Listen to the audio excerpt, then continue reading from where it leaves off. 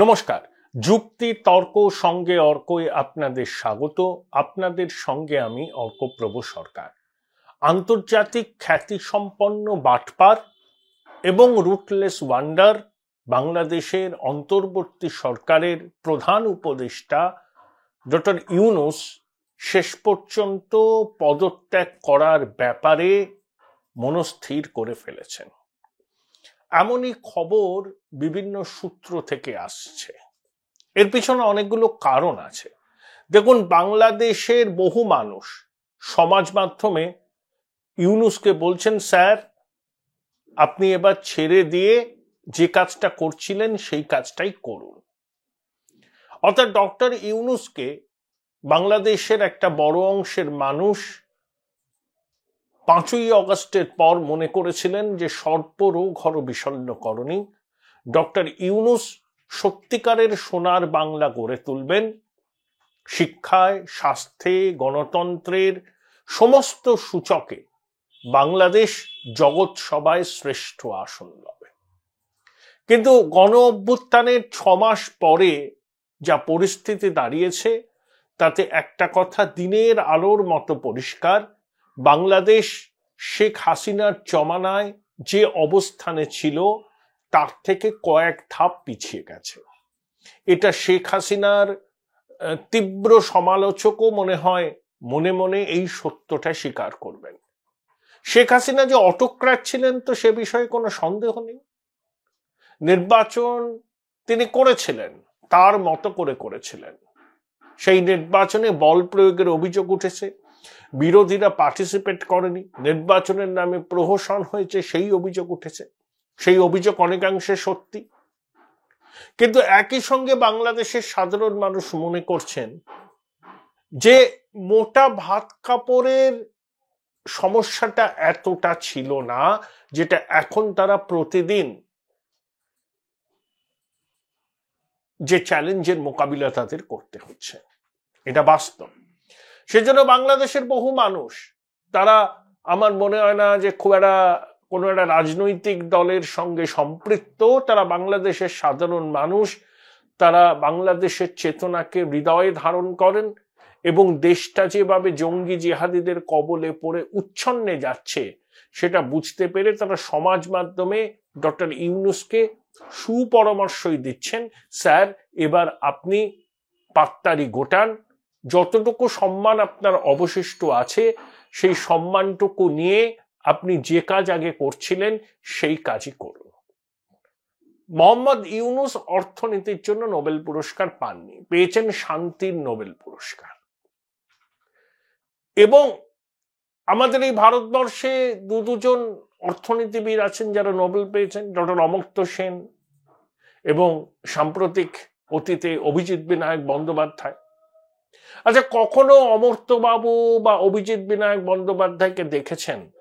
তাদের একটা নির্দিষ্ট রাজনৈতিক দর্শন আছে, কিন্তু তারা কখনো মৌলবাদী শক্তিকে প্রশ্রয় দিয়েছে, উৎসাহিত করেছে, সাম্প্রদায়িক অশান্তি লাগাবার চেষ্টা করেছে? কখনো করেনি। তাদের রাজনৈতিক মত ভারতবর্ষের শাসক দলের রাজনৈতিক দর্শনের সঙ্গে মেলে না, না মিলতেই পারে। তারা অনেকটা লেফট লিবারাল, উদার গণতন্ত্রের সাধনা তারা করেন। অনেকের তাদের এই রাজনৈতিক দর্শন পছন্দ না হতেই পারে। তারা ইসলামিক ফান্ডামেন্টালিজম নিয়ে খুব একটা সরব হন না বলে অভিযোগ উঠেছে। কিন্তু কখনো এই দুজন কৃতবিদ্য মানুষের বিরুদ্ধে খোলাখুলি সাম্প্রদায়িক শক্তির সঙ্গে হাত মিলিয়ে ধর্মীয় সংখ্যা লঘুদের এথনিক ক্লিনজিং করার অভিযোগ উঠেছে? ওঠেনি, উঠবেও না। কিন্তু ডক্টর ইউনূস এই কাজটা খুব সচেতনভাবে করেছেন এবং যখন মৌলবাদী আস্ফালন বাংলাদেশ জুড়ে তীব্র হচ্ছে তখন তিনি মৌনিব্রত অবলম্বন করেছেন। যে সমস্ত কথা বলছেন সেই কথাগুলো হচ্ছে ওই কি বলে, বলতে হয় বলে বলা, এর মধ্যে দেখে না কোনো আন্তরিকতা নেই। এই পুজোর সময় ঢাকেশ্বরী মন্দিরে গিয়ে তিনি ধর্মীয় সংখ্যালঘু বা সনাতনীদের আশ্বস্ত করেছিলেন, কিচ্ছু হয়েছে? কিচ্ছু হয়নি। উত্তর ধর্মীয় সংখ্যালঘুরা নিপীড়নের মুখে পড়ছেন, তারা কোণঠাসা অবস্থায় আছেন। এবং এই খবরগুলো যখন সারা বিশ্বের সংবাদ মাধ্যমে, বিশেষ করে ভারতীয় সংবাদ মাধ্যমে প্রকাশিত হয়েছে, তখন ইউনূস এবং তার সাঙ্গপাঙ্গরা সেটাকে ভারতীয় সংবাদ মাধ্যমের অপপ্রচার বলে দেখে দিয়েছেন। বাস্তবটা কি তাই? বাস্তবটা একেবারেই তাই নয়। আমি চর্বিত চর্বণ করব না, সবাই জানেন বাস্তবটা ইউনূস যে দাবি করছেন সেই দাবির সম্পূর্ণ বিপরীত। আচ্ছা, তার আমলে খাদ্যপণ্যের মুদ্রাস্ফীতি 12.5%, জেনারেল ইনফ্লেশন 10%। এই যে বিদেশি মুদ্রার ভাড়ার বাংলাদেশে, তার অধিকাংশই তো আমদানি করেছে যেসব জিনিস বিভিন্ন দেশ থেকে, বিশেষ করে ভারতের কাছ থেকে, সেই আমদানির খরচ মেটাতে ব্যয় হয়ে যাবে। বাংলাদেশে বড় বড় ব্যবসায়িক কনগ্লোমারেট গুলো ঝাঁপ বন্ধ করছে। বস্ত্র শিল্পে রপ্তানির যে জায়গাটা বাংলাদেশের ছিল সেটা ভিয়েতনামের কাছে ইতিমধ্যে খুইয়েছে। বস্ত্র শিল্পে বাংলাদেশের বহু মহিলা যুক্ত, তারা বাধ্য হয়েছেন কাজ ছাড়তে, মানে তাদেরকে ছাড়িয়ে দেওয়া হয়েছে। তারা জীবন ধারণের জন্য নানাবিধ পন্থা অবলম্বন করছেন। এটা হচ্ছে ইউনূসের অবদান। তিনি সবকিছু হাসিনা জমানার উপর চাপিয়ে দিয়েছেন। শেখ হাসিনা আওয়ামী লীগ অফিসিয়ালি বিবৃতি দিয়ে জানিয়েছে যে ফেব্রুয়ারি মাসের শুরু থেকে প্রায় 2 সপ্তাহ তারা 13 দফা কর্মসূচি নেবে, পথে নামবে, হরতাল ডাকবে। তার মধ্যে লাগাম ছাড়া মূল্যবৃদ্ধি, সংখ্যালঘু নিধন এবং শেয়ার বাজার থেকে টাকা উধাও হয়ে যাওয়া, ইউনূসের সাঙ্গপাঙ্গরা বিদেশে টাকা পাচার করছেন এই অভিযোগ তুলেছেন, মানবাধিকার লঙ্ঘনের অভিযোগ উঠেছে। এবং একই সঙ্গে ইউনূস কর ফাঁকিটাকে লিগ্যালাইজ করেছেন, তার গ্রামীণ ব্যাংকে 5 বছরের জন্য তিনি করমুক্ত করেছেন। এটা হচ্ছে ইউনূসের অ্যাচিভমেন্ট। এই সবগুলোকে সামনে রেখে আওয়ামী লীগ ফেব্রুয়ারি মাসের গোড়া থেকে পথে নামছে। আবার ইউনূস যাদের সমর্থনে টিকে আছেন সেই জামাতে ইসলামী, তাদের ছাত্র সংগঠন ছাত্র শিবির, একটা পত্রিকায় মন্তব্য করেছেন যে সমস্ত মুসলমান অদূরদর্শিতার পরিচয় দিয়ে মুক্তিযুদ্ধে অংশ নিয়েছিলেন তারা ভুল করেছেন, উপরওয়ালা তাদের ক্ষমা করুন। মানে যে সমস্ত মুসলমান মুক্তিযুদ্ধে যোগ দিয়েছিলেন, Join Indian Institute of Hotel Management now. Right choice, right decision. কিছু না বুঝে তাদেরকে উপরওয়ালা ক্ষমা করুন। অর্থাৎ মুক্তিযুদ্ধে সেই সময় বাঙালি হিন্দু মুসলমান নির্বিশেষে যোগ দিয়েছিলেন, গরিব বড়লোক নির্বিশেষে। তার প্রমাণ ইতিহাস জুড়ে আছে। জামাত বলছে কি, যারা মুক্তিযুদ্ধে যোগ দিয়েছিলেন, যে মুসলমানরা তারা অপরাধ করেছেন, উপরওয়ালা তাদের অপরাধ ক্ষমা করুন। অর্থাৎ মুক্তিযুদ্ধ বিরোধী শক্তি ইউনূসের সরকারকে সমর্থন করছে। 53 বছর হলো বাংলাদেশ স্বাধীন হয়েছে। স্বাধীন বাংলাদেশে বসে জামাতের নেতারা এখনো দেশ বিরোধী কাজ করছে। এদের তো রাষ্ট্রদ্রোহের অভিযোগে বিচার হওয়া উচিত। জামাতের আমির বলেছেন, যদি আমরা মুক্তিযুদ্ধে কোনো রকম অপরাধ করে থাকি, সেটা যদি প্রমাণিত হয় তাহলে আমরা ক্ষমা চেয়ে নেব। এখানে ইফস অ্যান্ড বাটস কেন? জামাত কি করেছিল মুক্তিযুদ্ধে সেই ইতিহাস সবাই জানে, সারা বিশ্বের মানুষ জানে। গোলাম আজম কি করেছিলেন? এই রাজাকার, আল বাদার, আল সংস্কারা। আর এখন এই যে ছাত্ররা দেখছেন, এরা কুলগোত্রহীন, এরা কিন্তু রাজাকারদের উত্তরসূরি, এরা দেশ বিরোধী শক্তি। বাংলাদেশের মানুষেরা বুঝছেন, যতদিন যাবে তত তারা বুঝতে পারবেন যে দুধ কলা দিয়ে কি কাল সাপ তারা পুষেছেন। এই সাপ এবার তাদেরকে দংশন করবে যদি না এই ছাত্র সমন্বয়ক উপদেষ্টাদের তারা তাড়ান। তাহলে বাংলাদেশ ইসলামিক জঙ্গিদের কবলে চলে যাবে। কেউ রুখতে পারবে না, কেউ রুখতে পারবে না। এই যে মাদ্রাসার ছাত্রদের ছবি দেখি, বাচ্চা বাচ্চা ছেলে, মস্তিষ্কবর্তী ঘৃণা, কোনো বিরুদ্ধ মত মানব না। তারা যেটা ভাবছে সেটাই হচ্ছে সব, সেটাইকে সবাইকে মানতে হবে। সেটা যদি আপনি না মানেন, গণপিটুনি, আপনাকে পিটিয়ে খুন করে দেওয়া হবে, মিথ্যা মামলায় ফাঁসিয়ে দেওয়া হবে, চাকরি থেকে বরখাস্ত করা হবে, সবকিছু হবে। ইউনূসের বাংলাদেশে এটা বাস্তব।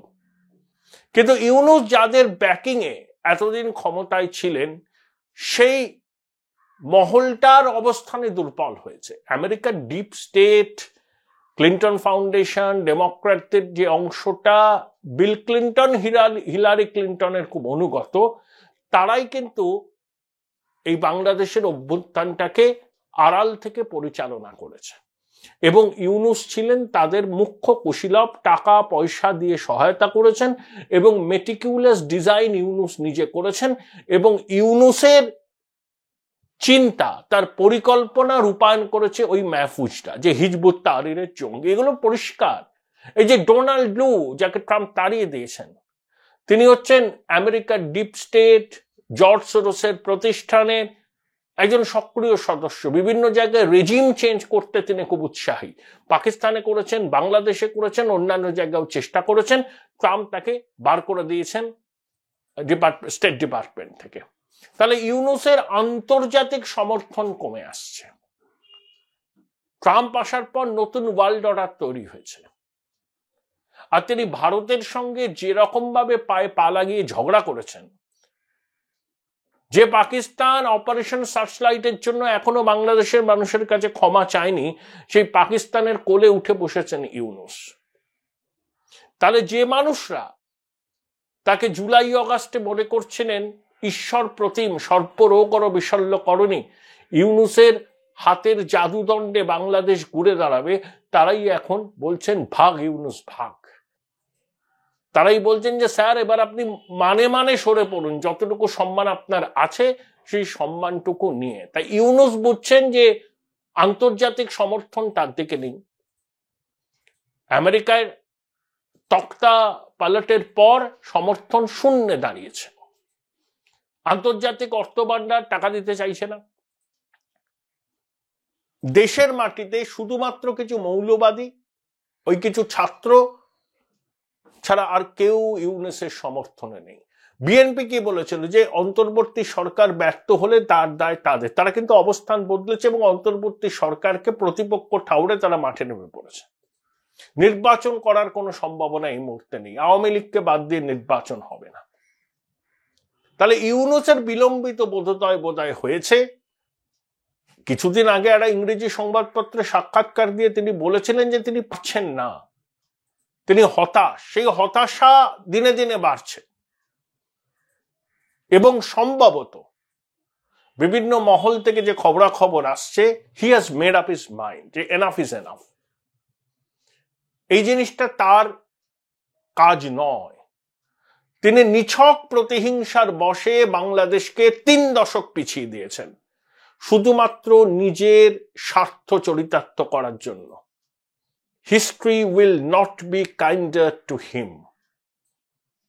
ইতিহাসের বিচার খুব নির্মম এবং ইতিহাস ইউনূসকে একজন অপরাধী হিসাবে বিচার করবে, যে শুধুমাত্র ব্যক্তিগত প্রতিহিংসা চরিতার্থ করার জন্য একটা স্বাধীন সার্বভৌম গণতান্ত্রিক রাষ্ট্রের মৌলিক কাঠামোগুলোকে তিনি ধ্বংস করে দিয়েছিলেন। ইউনূস নিজে নাস্তিক, 5 ওয়াক্ত নামাজ পড়েন কিনা জানি না। জামাতের যা দর্শন, এই যে মৌলবাদীদের যা দর্শন, একজন আদর্শ মুসলমান সম্পর্কে ইউনূস তার ধারে কাছে দিয়ে যান না। তা সত্ত্বেও মৌলবাদীরা ইউনূসকে কেন সমর্থন করেছেন? একটাই কারণ, ওই যে বললাম, রুটলেস ওয়ান্ডার। ওর তো কোনো জনভিত্তি নেই। তা জামাত এবং মৌলবাদীরা বুঝেছে এই লোকটাকে ফেস হিসাবে সামনে রাখলে পরে যা ইচ্ছা তাই করা যাবে, নিজেদের এজেন্ডাগুলোকে চরিতার্থ করা যাবে। আর এই লোকটারা রাজনৈতিক দল করার চেষ্টা করেছিল, অচিরে যখন দেখলো সেটা হচ্ছে না, পাত্তারি গুটিয়ে রণে ভঙ্গ দিয়েছিল। কিন্তু মনে সুপ্ত বাসনা ছিল দেশের সর্বোচ্চ ক্ষমতার শিখরে পৌঁছানো। সেটা সে পৌঁছলো ব্যাকডোর দিয়ে, চক্রান্ত করে, উৎখাত করে নিজের প্রতিহিংসাকে চরিতার্থ করলো। তাহলে এই ধরনের রুটলেস ওয়ান্ডার যখন at the helm of the affairs থাকে, তখন মৌলবাদীরা তাকে নিজেদের হাতের পুতুল হিসাবে ব্যবহার করে। উঠতে বললে উঠবেন এই লোক, বসতে বললে বসবেন, কারণ নিজের ব্যক্তিত্ব নেই। কিন্তু লোভ আছে অপরিসীম। এটাই হচ্ছে কারণ। ইউনূস যে খুব জামাত আর মৌলবাদীদের এইসব কাণ্ড কারখানা পছন্দ করেন আমি মনে করি করেন না, কিন্তু লোভ এমন জিনিস, সেই লোভকে তিনি সংবরণ করতে পারেননি। তাই জীবনের উপান্তে এসে এতদিন ধরে যা কিছু তিনি অর্জন করেছিলেন সেগুলো সব বিসর্জন দিলেন এবং বাংলাদেশকে একটা ইসলামিক জঙ্গি রাষ্ট্রে পরিণত করার জন্য যা যা পদক্ষেপ নেওয়ার দরকার মুখ্য উপদেষ্টার পদে বসে তিনি সেই পদক্ষেপগুলো নিয়েছেন, নিয়ে চলেছেন। কিন্তু এখন তিনি বুঝতে পারছেন his days are getting numbered, তাই he has made up his mind. আমার ধারণা 26শে মার্চের আগেই ইউনূস পাত্তারি গোটাবেন। কেন আমি বললাম, এর ব্যাখ্যা আমি প্রতিবেদনে দেব না। বিভিন্ন মহল থেকে, সেই মহল বাংলাদেশের অভ্যন্তরীণ রাজনীতির খোঁজখবর রাখেন, খুবই ইনফ্লুয়েন্সিয়াল, বিভিন্ন মাধ্যম থেকে খবর তো সবার কাছেই আসে। তো আমরাও সেই খবরটা পেয়েছি 26শে মার্চের আগে ইউনূস দেশান্তরী হবেন, বলবেন রইল ভোলা চলল ভোলা, আর ফিরবেন না বাংলা।